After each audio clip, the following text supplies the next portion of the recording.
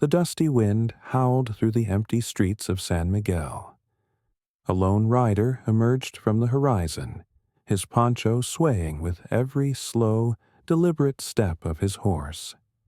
His face, chiseled, sunburnt, and unreadable, remained still as he chewed on the stub of a cigar. The people of the town, hardened by lawlessness, paused in silence as they recognized something unusual in his stance. He wasn't just another drifter. Listeners, share your views in comments section and subscribe my channel for more interesting stories.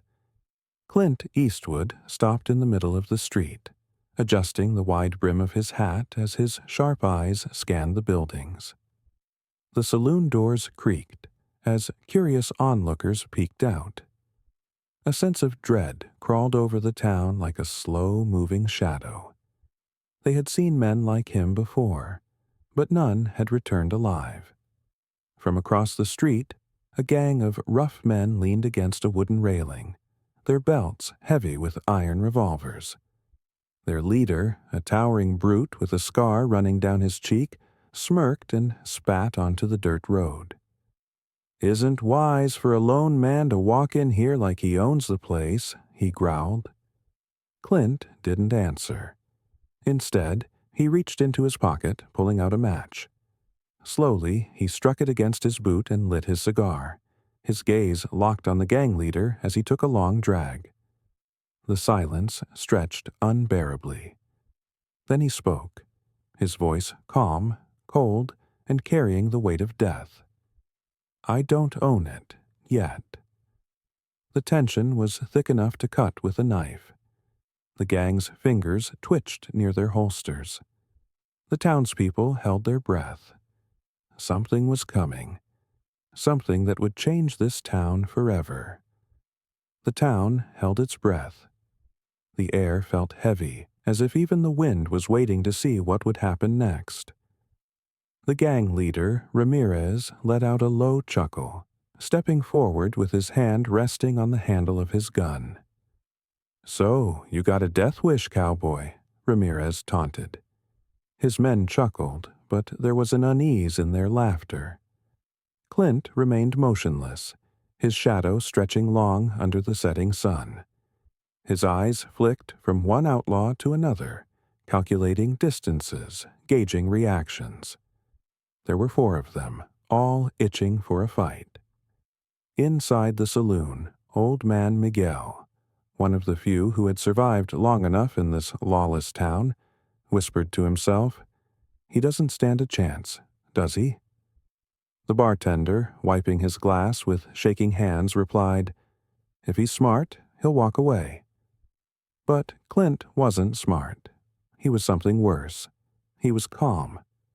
With a slow, deliberate motion, he pulled back his poncho, revealing the grip of a revolver tucked against his hip.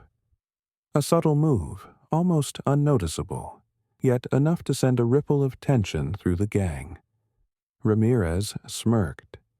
"You really think you can take all 4 of us?" Clint finally spoke, his voice smooth as whiskey, yet sharp as a knife. "I only need 3 bullets." The laughter died instantly. A single drop of sweat rolled down one of the gang members' foreheads. No one had ever spoken to Ramirez like that, and lived. Ramirez's hand twitched near his gun, but he hesitated. Why? What was it about this man? He didn't flinch, didn't blink, just stood there like death itself. That's when Ramirez realized. Clint wasn't bluffing, and if he reached for his gun, he'd never get the chance to pull the trigger. The standoff stretched unbearably.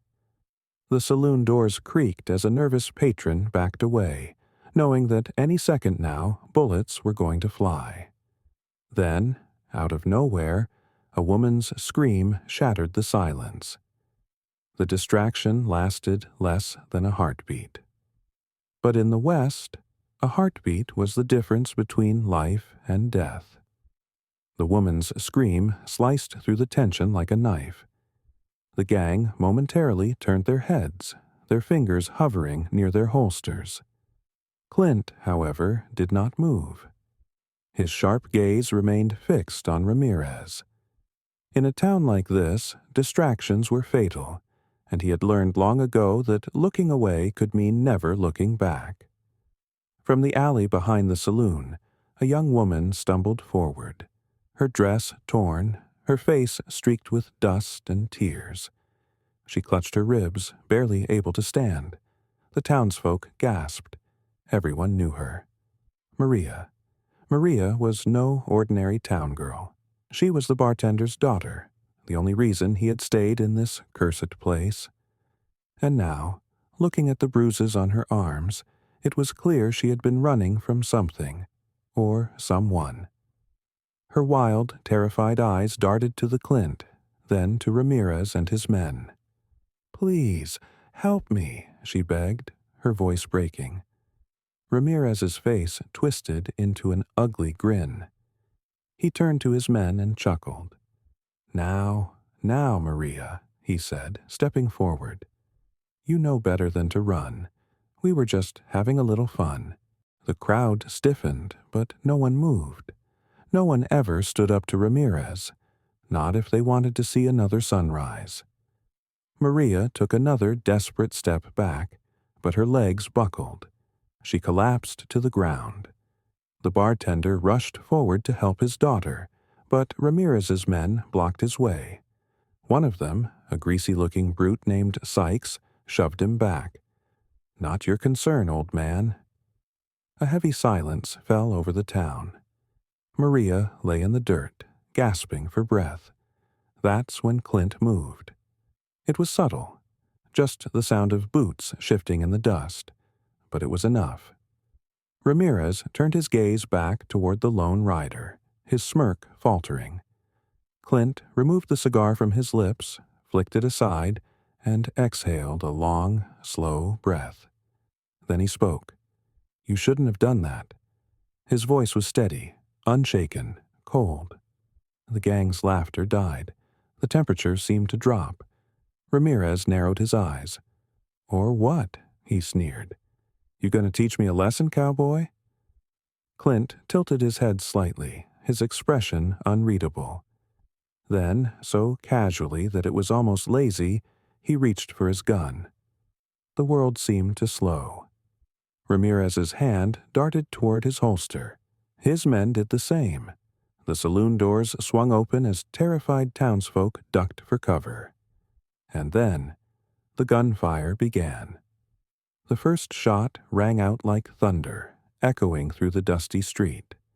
The Clint's hand moved faster than a snake strike, his revolver clearing the holster before Ramirez could even pull the trigger. The first bullet tore through Ramirez's shoulder, spinning him backward as he let out a guttural scream. His men barely had time to react. Boom! Clint fired again, striking Sykes dead center in the chest. The outlaw staggered, his eyes wide in shock before he collapsed into the dirt, unmoving.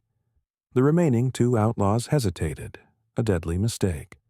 With terrifying precision, Clint took a step forward, his gun still smoking. One of the men, Lenny, panicked. His fingers fumbled on the trigger as he fired wildly. The bullet went nowhere. Before he could aim again, Clint's revolver kicked back once more. Crack! Lenny's gun flew from his grip as a bullet shattered his wrist. He fell to his knees, clutching his bleeding hand and crying out in pain. Only one man remained.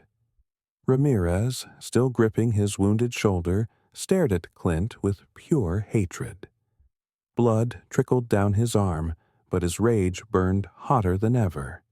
He spat into the dirt and lunged for Maria, grabbing her by the wrist. The townsfolk gasped. The bartender tried to move, but Ramirez pressed his own gun against Maria's head.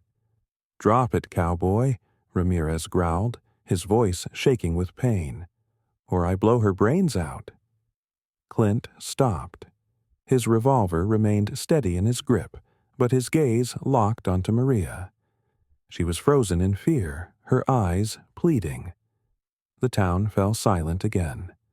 The wind kicked up dust between them as Clint tilted his head slightly.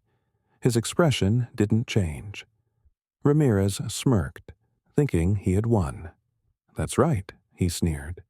"You're fast, but you ain't fast enough to—" Boom! The gunshot cut him off mid-sentence. Ramirez staggered back, his eyes filled with disbelief. His grip on Maria loosened. His mouth opened as if trying to say something, but no words came out. Then, slowly, he crumpled to the ground. Maria gasped. The bartender rushed forward, pulling her into his arms. The townsfolk stood frozen in place, staring at Clint. The dust settled. The echoes of gunfire faded into silence.